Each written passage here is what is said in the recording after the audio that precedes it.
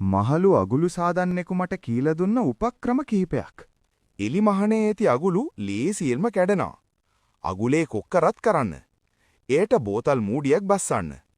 පසුව එයට අගුල දමා බෝතලේ අවි කරන්න. අවුරුදු ගණනක් ගියත් ඒක මලකඩ කන්නේ නැහැ. දොරේ අගුල කැඩිලා නම් අලුත් එකක් දාන්න අවශ්‍ය නැහැ. දොරේ හැන්ඩලයට ස්පැන දෙකක් තබා තද කරන්න.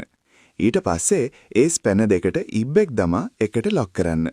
හොරුන්ටවත් මේක අරින්න බෑ. මේක තනියම ජීවත් වෙන ගැහැණු ළමයින් සඳහා. ඔහු කියලා දුන්න ක්‍රමයක්. සියුම් හෝස්ට් එකකින් පොඩි කෑල්ලක් කපා ගන්න. දම් වැලක් ආධාරයෙන් එය දොරට සවි කරන්න. කාටවත් ඔබේ දොර අරින්න බැරි වෙයි. හොරෙන් කෑම කන එක නවත්තන්න කබඩ් එකේ දොර කතුරකින් මෙහෙම ලොක් කරන්න. දොරේ සරණේරුව බුරුලුනොත් මොකද කරන්නේ? ටූත් පික් ටිකක් ගම්වල ගිල්වලා සිදුරු ඇතුළට දමන්න. සිදුරු සම්පූර්ණයෙන්ම එසේ පුරවන්න. ඒක ක්ෂණිකවම සවි වෙනවා. පරණ සීට් බෙල්ට් ලොක් එකක් මෙසේ දොරට සවි කරන්න.